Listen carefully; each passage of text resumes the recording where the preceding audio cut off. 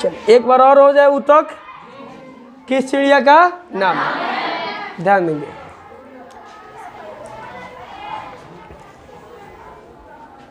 समान उत्पत्ति, समान उत्पत्ति बुझते हैं? जन्म लेना। समान मतलब, समान मतलब हो रहा है जन्म लेना। उत्पत्ति का अर्थ क्या होता है? जन्म लेना। तो उत्पत्ति का अर्थ क्या होता है? जन्म लेना। और समान का मतलब एक जैसा। तो समान उत्पत्ति का मतलब समझ में आया? समान उत्पत्ति माने एक जैसा जन्म, एक जैसा जन्म। समान के मतलब एक जैसा, जन्म का मतलब, उत्पत्ति का मतलब जन्म। तो एक जैसा जन्म, एक जैसा को समान उत्पत्ति कहेंगे। समान उत्पत्ति, समान उत्पत्ति और समान कार्य, समान कार्य को करने वाले। समान उत्पत्ति और समान काम को करने वाले कोशिकाओं की समूह को ऊतक कहते हैं। समझ में आया? जैसे मान लो, तनी गौर करियो, हालांकि और भी मुझे कोशिका लेना चाहिए। जैसे गौर करेंगे हो, मान लेते हैं हई आपका तंत्रिका कोशिका हुआ। कौन कोशिका? ठीक है जी। कौन कोशिका? तंत्रिका कोशिका। आए हई जो है आपका हृदय का कोशिका है, देख रहे हैं? किसके कोशिका है? हृदय के कोशिका। तो अच्छा, कोशिका के समूह के कहल जाला जो अकेले रहे ओकरा क्या? नहीं। एक से अधिक साथ में रहे ओकरा क्या? तहरे तंत्रिका कोशिका हो गया। आ हई हो गया तहार हृदय के यानी पेशी कोशिका। कौन कोशिका? अब तंत्रिका कोशिका में है और हृदय भी कोशिका है। ठीक है? कौन कोशिका हो? हृदय कोशिका। कौन कोशिका? हृदय कोशिका। अब बोला ई कोशिका हुआ सर की कोशिका के समूह। कोशिका क्या है? तो एकरा के जौन है कोशिका के समूह दिखाई देता, एकरा के हम ऊतक कहब कि ना? ना का हम पूछ का है क्या कि ना तो ई लोग एक जैसन बा आ ना ये लोग के कमू एक जैसन बा। मैंने बोला ऊतक के बारे में, समान उत्पत्ति और समान काम को करने वाले कोशिकाओं के समूह। अब कोशिका के क्वेश्चन को समूह के ऊतक हम थोड़े कह देम ना। जितना भी कोशिका के समूह बा, यदि वो सबन जना के काम एके बा और लोग के उत्पत्ति भी एके बा, उत्पत्ति भी वैसन के कोशिका के समूह को हम क्या कहेंगे? तो कहेंगे। ठीक है? जैसे तंत्रिका कोशिका के काम हमने जाना है। तंत्रिका कोशिका आवेगों को एक स्थान से दूसरे स्थान तक पहुंचाता है, माने विभिन्न प्रकार के सूचना के ग्रहण करेला। जैसे है खड़ियाइल है, अब है ना कुछ चलता तो हमारा अखिया देख लो खो, फिर कैसे पता चल जाला कि कुछ चलता हो? ये सूचना दिमाग तक के पहुँचावला? तो तंत्रिका कोशिका के काम हो सूचना के ग्रहण कईल। ठीक बा? और स्थिति परिस्थिति के अनुसार फिर सूचना के भेजल कि ऐसा स्थिति में बेहतर काम करे के बा। आ हई जन बड़े है जितना भी है पेशी ऊतक बाड़ो। कौन ऊतक? माने पेशी कोशिका। ये लोग के काम है जन तंत्रिका कोशिका आदेश दी ओकरा अनुसार ये लोग है काम करे के। तो हेल हई कोशिका के समूह के काम कुछ और बा, माने हेमे के एगो कोशिका के काम कुछ और है, तंत्रिका के काम। अब ये लोग एक साथ रहता समूह में, तक ऊतक कह दे। ठीक है? ऊतक किसे बोलेंगे?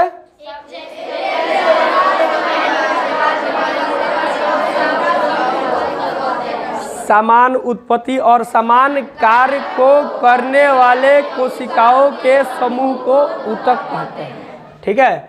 अब जैसे गौर कीजिएगा, ये जो आप स्क्रीन पर देख पा रहे हो, कोशिका है कि कोशिकाओं के समूह है? देख रहे हैं जितना इसमें खंड दिखाई दे रहा है ना, ये सब कोशिका है। क्या है? कोशिका है ना। आई सब का क्या है? केंद्रक है। क्या जी? केंद्रक है। तो सब का उत्पत्ति देखिए तो एक जैसा दिखाई दे रहा है कि ना? का हो सब लगभग ऐसे घनाकार दिखाई देता, घनकार कौन आकार के है? अरे घन जैसा ना वाला घन नहीं खा पड़ रहा है, घन के जैसा दिखाई दे रहा है कि ना हो आए। आ सबका काम भी एके होगा, सबका काम भी तो हई जो कोशिका के समूह दिखाई दे रहा है ये ऊतक होगा कि ना होगा? अच्छा, तो हई जो कोशिका दिखाई रहा है लगभग घन आकार दिखाई दे रहा है, घन के आकार का। आ हई देखिए हई सारी क्या है? कोशिका है। तो ये कोशिका स्तंभ के जैसे नहीं खांबा के जैसा है, अथवा इसको बेलनकार भी बोल सकते हैं।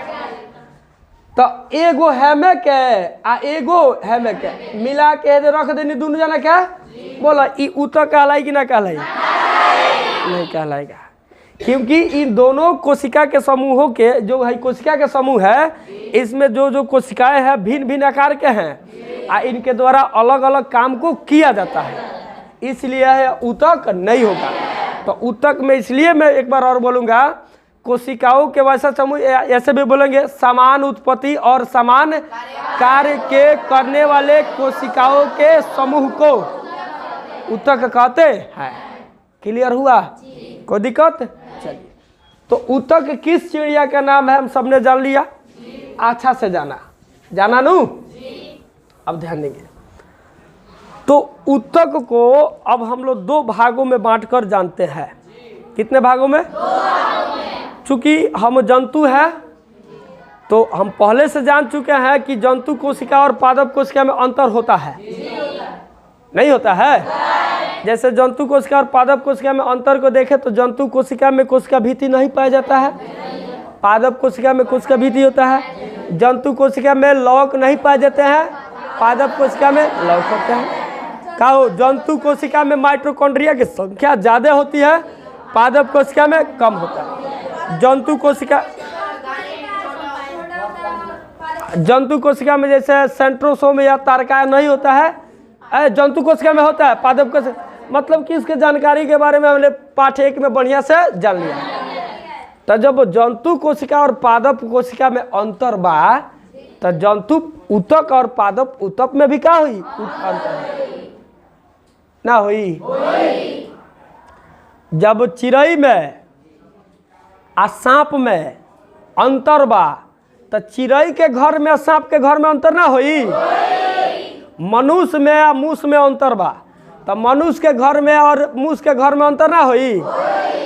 तो उसी तरफ जब जंतु कोशिका और पादप कोशिका में अंतर है तो जाहिर से बात है जंतु ऊतक और पादप ऊतक में क्या हुई? अंतर हो है कि ना होगा?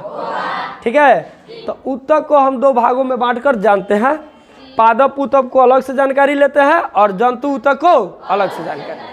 ठीक है जी, कोई दिक्कत? तो इस तरह आपसे पूछे कि ऊतक मुख्य रूप से कितने प्रकार के होते हैं? 2 प्रकार के। कौन कौन? अरे जंतु ऊतक और पादप ऊतक। ठीक है, कोई दिक्कत जी? तो सबसे पहले अब हम भिराई करेंगे, पादप ऊतक के बारे में जानकारी लेंगे। पादप ऊतक के बारे में जानकारी धीरे धीरे लेते लेते जब पादप ऊतक पूरा खत्म हो जाएगा, ठीक है जी, तब भिड़ाई करेंगे किस पर?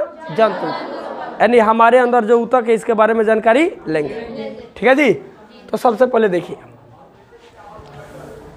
अब हम जानने जा रहे हैं पादप ऊतक के बारे में। किसके? पादप ऊतक के बारे में। ठीक है, कोई दिक्कत जी? तो पादप ऊतक को देखा जाए किसको? तो विभाजन क्षमता के आधार पर इसे 2 भागों में बांटा गया है। किसको? किस आधार पर? अब विभाजन क्षमता का मतलब क्या हुआ जिसे ध्यान देंगे। हम सभी कोई जानते हैं, हम सभी कोई कहो, जैसे बिरचो ने भी कहा है कि नए कोशिकाओं का निर्माण किस सन में वो बोले थे हो? 1855 ईस्वी। तो जितने भी नए कोशिके होते हैं सब पुराने कोशिके से ही बनते हैं। तो पुराने कोशिका से कैसे बन जाते हैं? तो पुराने कोशिका एक कोशिका से 2 में, 2 से 4, 3 में थोड़े 4 में, 4 से ए तरह विभाजित होते जाला आ नया नया कोशिका बनत जाला। तो कुछ ऐसे कोशिका होते हैं, कुछ ऐसी कोशिकाएं होती है जिनमें विभाजन की क्षमता होती है, और कुछ ऐसी कोशिकाएं होती है जिनमें विभाजन की क्षमता नहीं होती है। विभाजन मैंने बुझल नु? कुछ ऐसी कोशिकाएं हैं जिनमें से एक कोशिका से अधिक कोशिका बनेगा, आ कुछ ऐसे कोशिकाएं हैं कि अकेले बा ओकरा में जन्म देवे के क्षमता, उसमें विभाजन की क्षमता है ना। कुछ बुझाया आए? जैसे उदाहरण के तौर पर खड़ा कहो, प्रिंस तू खड़ा कहो, ये दोनों जना पादप कोशिका हो गए, सुनेगी? कौन कोशिका? तो प्रिंस ऐसा पादप कोशिका है जो अपने जैसे और कोशिका को बना रहा है।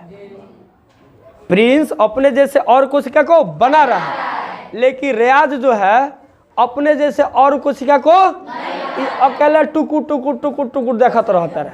इनकरा से दोसर कोशिका आ प्रिंस से बहुत सारा कोशिका बनता। तब विभाजन यानी कोशिका के विभाजन करे के क्षमता केकरा लगबा? उनकरा लगे नहीं है। तो यह विभाजन के देखते हुए, विभाजन क्षमता के देखते हुए पादप कोशिका के मुख्य रूप से दो भाग में बांटल गया बा। कई भाग में? ठीक है जी। ए पादप कोशिका के नहीं, पादप ऊतक को, पादप ऊतक को दो भागों में बांटा गया। बढ़ जाइए। बोल रहा है ऊतकों के विभाजन क्षमता के आधार पर पादप कोशिका दो भागों में बांटा गया। कई भागों में? अरे पादप ऊतक। कौन ऊतक हो? एक है विभज्योतिक ऊतक, विभा हो गया है, ई आकार नहीं रहे, विभज्योतिकी ऊतक। एक है विभज्योतिकी ऊतक और दो है दूसरा अस्थायी ऊतक। कौन ऊतक? तो विभाजन क्षमता के आधार पर पादप ऊतक को हमने कितने वर्गों में बांटा? एक है विभज्योतिकी ऊतक और दूसरे अस्थायी। ठीक है, कोई दिक्कत जी? अब रहा कि विभज्योतिकी ऊतक है तो क्या है, हम कैसे पहचानेंगे कि यही विभज्योतिकी ऊतक है और कैसे पहचानेंगे कि विभज्योतिकी ऊतक नहीं है? कुछ समझ में आ रहा है? चलिए अब ध्यान दीजिए। तो विभज्योतिकी ऊतक के कुछ गुण से हम उनकी पकड़ करते हैं। काथी से? गुण से। ठीक है जी? काथी से हो? तो जो गुण मतलब है, जो पांचों गुण, हम 6 गुण देख रहे हैं, जिस पादप ऊतक में आपको दिखाई दे देगा, समझ लीजिएगा कि कौन ऊतक है? विभज्योतिकी ऊतक है। जो 6 गुण हम देख रहे हैं ना, ये 6 के 6 गुण जिन ऊतक में दिखाई दे दे, पादप के जिस ऊतक में दिखाई दे दे, उसी को हम विभज्योतिकी ऊतक। ठीक है, गुण नंबर 1 में देखते हैं। इसकी कोशिका अवयस्क और जीवित होते हैं। इसकी कोशिका, इसकी बोले तो विभज्योतिकी ऊतक है। अब अवयस्क का मतलब बुझल? एक होता है वयस्क। वयस्क का मतलब होता है युवा। क्या होता है? युवा माने जवान। युवा मतलब तो जौन पादप ऊतक के कोशिका अभी जवान ना भइल हो के, कथी जवान के मतलब बुझल नु?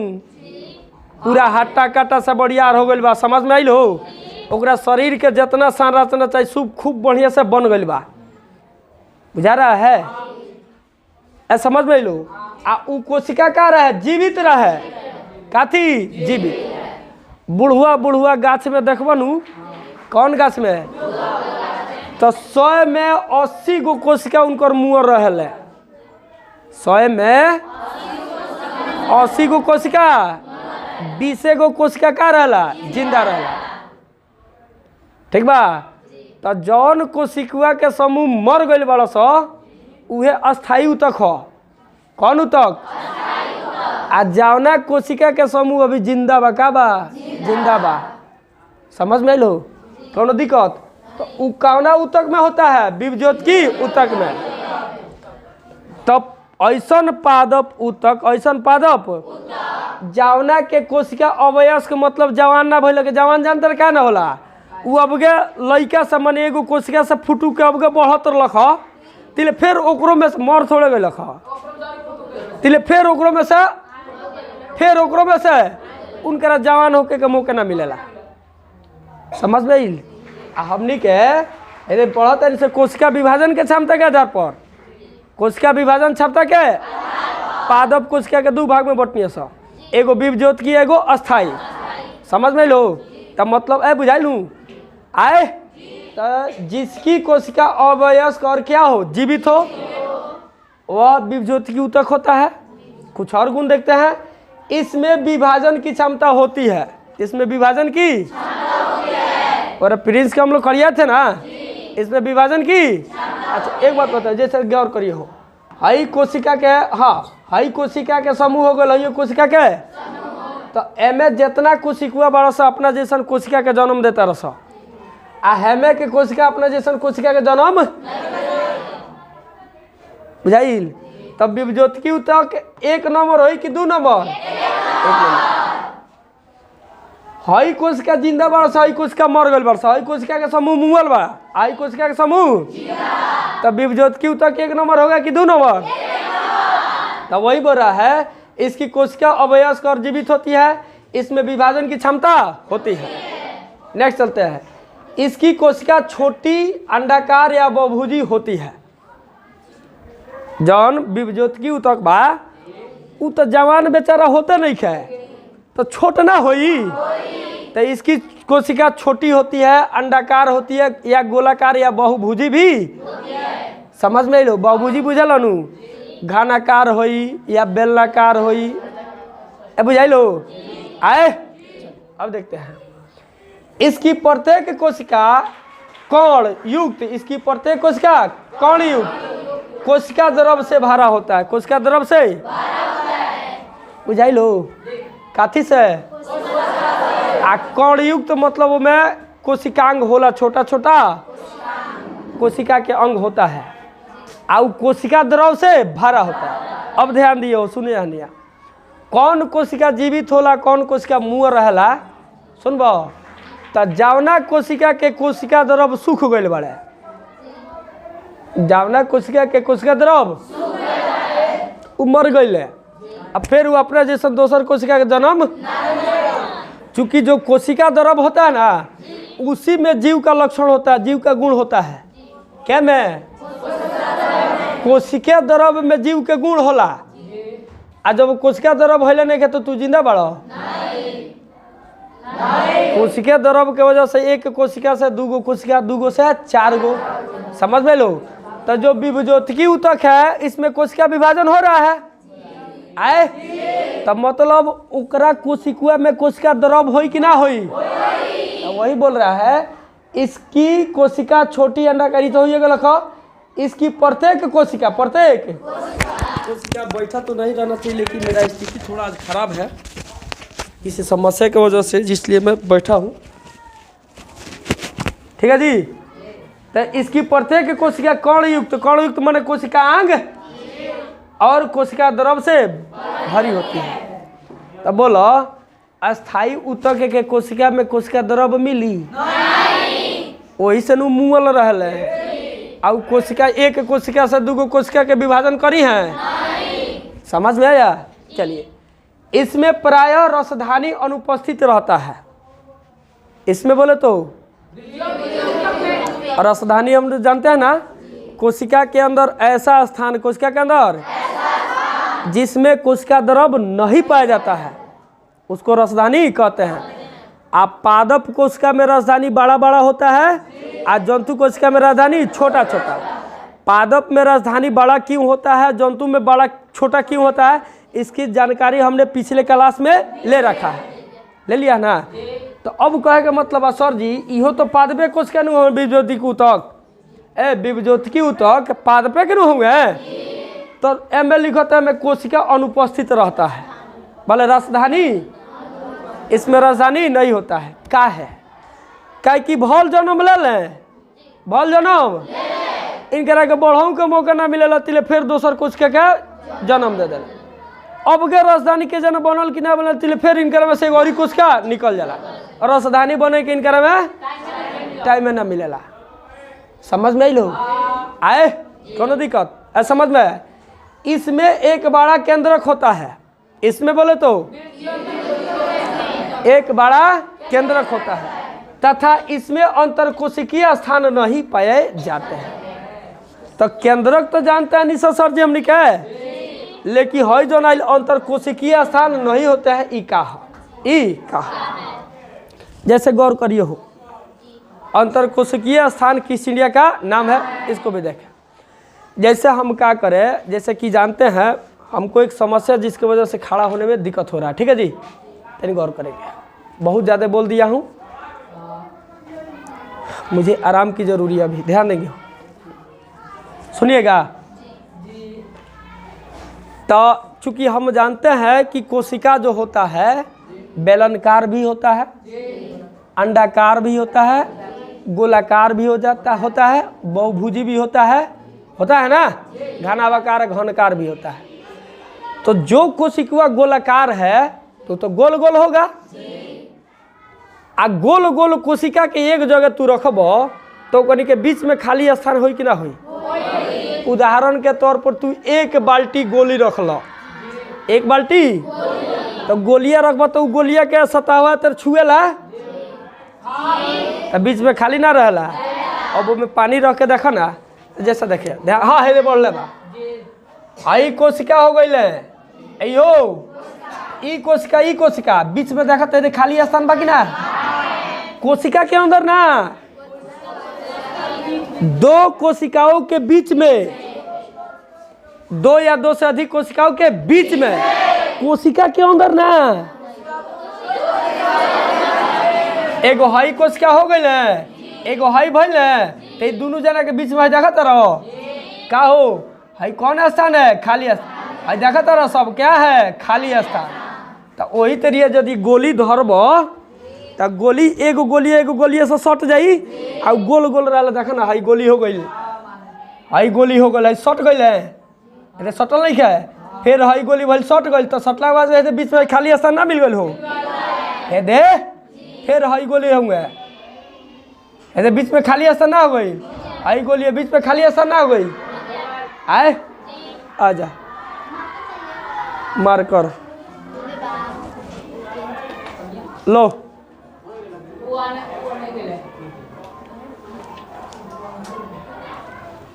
बुझाया जी आए। अच्छा ये देख ले, गोली को रख कर देख लिया। अब तू क्या कर, बांस तो गोल गोल होता है, बेलनकार होता है, बांस को जब बांधिएगा 4-5 गो बांस के तो कितनो सटेब तो बीच में खाली रह जाला कि ना।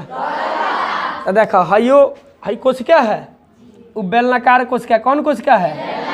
तो जब कोशिका वगैरह के पोट को के देखल बोल तो देखा तो बीच में तो खाली स्थान बाकी ना बा हो, कौन स्थान? इहे खाली स्थान के क्या कहल जाला? अंतरकोशिकीय स्थान। कौन स्थान? तो अंतरकोशिकीय स्थान किस चिड़िया का नाम है? तो ध्यान देंगे हो, दो या दो से अधिक कोशिकाओं के बीच, दो या दो से अधिक कोशिकाओं के बीच खाली स्थान को क्या कहते हैं? अंतरकोशिकीय स्थान या अंतरकोशिकीय रिक्तियां भी कहा जाता है।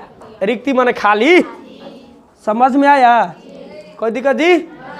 तो ये जो 6 गुण हम देखे हैं, जिस पादप के उत्तक में 6 गुण दिखाई आपको दे दिया, समझ लीजिएगा कि वो कौन उत्तक है। ठीक है। हाँ, एक और बात जान लियो कि ये जो विभुजोतकी उत्तक होता है, एमे अंतरकोशिकीय स्थान काहे नहीं पाया जाता है? अंतरकोशिकीय स्थान अब गए ही अगर कोशिका जन्म ललर है, अब गए इहो जन्म ललर का हो तिले फेरे में से लोग को बढ़े के मौका ना मिलेला, बढ़े के। तो जब बड़का हो, जितना बड़का हो, जैसे एगो ध्यान दिए हो 5 गो गोली छोट छोट, जैसे साइकिल में बॉल बेरिंग होला नु, तो 5 गो बॉल बेरिंग के एक संगे रखो तो कनियों में खाली स्थान होई, लेकिन बहुत छोट छोट, लगभग ना के बराबर। आ हेते हेते 5 गो फुटबॉल के एक जगह धर, कितना हुई खाली स्थान? तब जितने बड़का हुई उतने रिक्ति हुई, आ जितने छोट हुई उतने रिक्ति। तो देखा तारा अवयस्क रहता, क्या रहता? तो एकनी के बीच जौन खाली स्थान हुई तो कमे न हुई, लगभग ना के बराबर, लगभग। तो वही बोला है, इसमें एक बड़ा केंद्रक होता है तथा इसमें अंतरकोशिकीय स्थान अनुपस्थित रहता है। समझ में आया? कोई दिक्कत? तो मुझे विश्वास है कि आज की क्लास में हमने जितना भी दिया आपको अच्छा से समझ में अभी तक आया। देखते हैं, मुझे थोड़ा समस्या जी।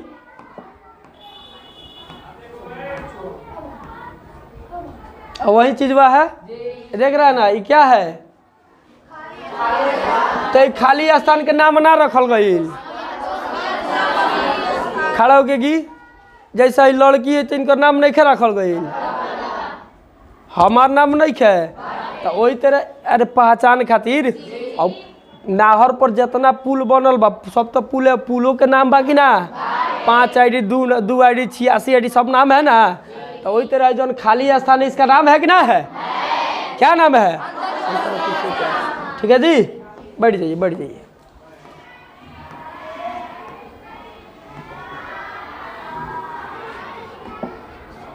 चलिए, तो विभज्योतिकी ऊतक के गुण को हमने 6 गुणों को देखा।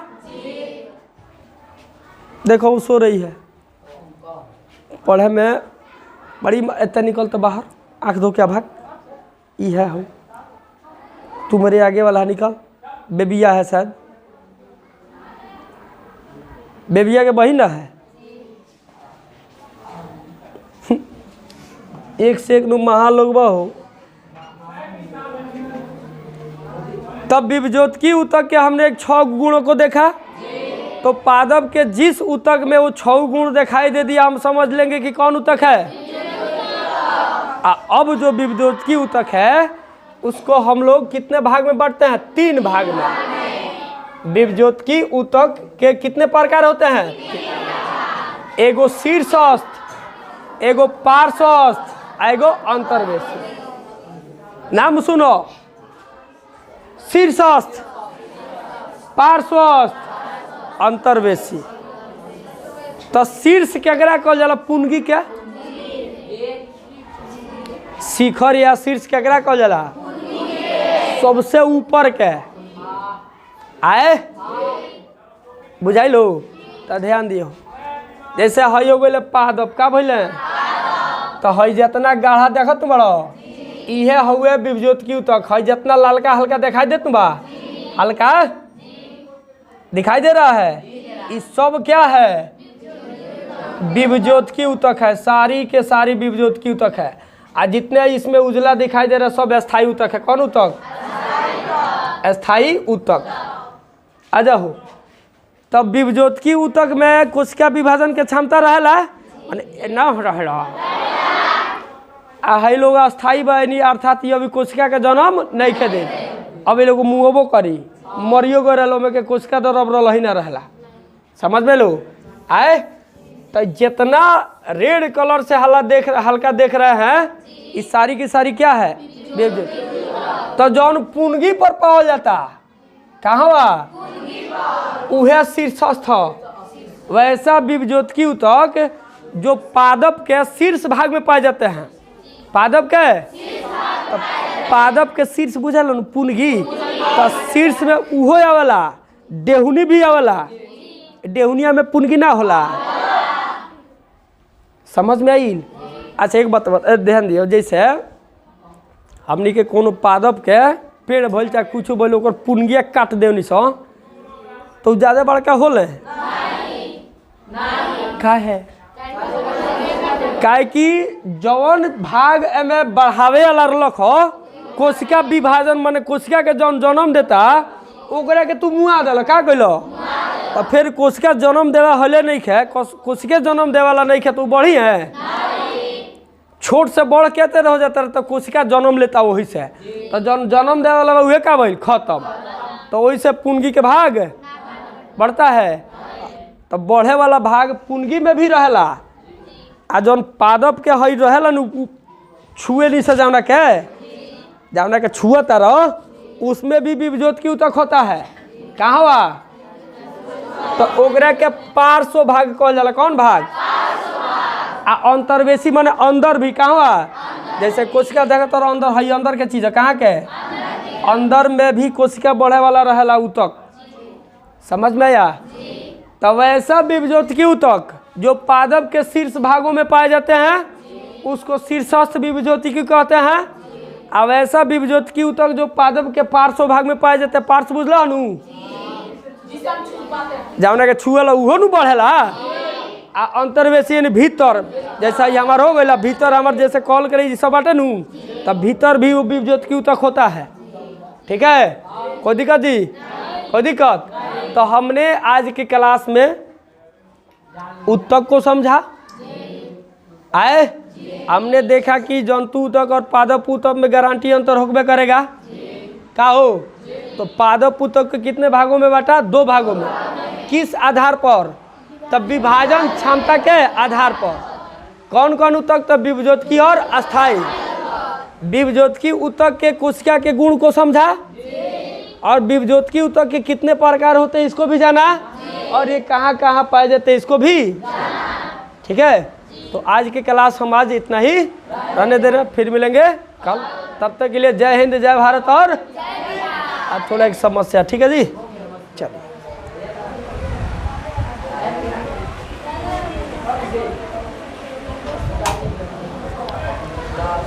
मेरा मोबाइल इधर है।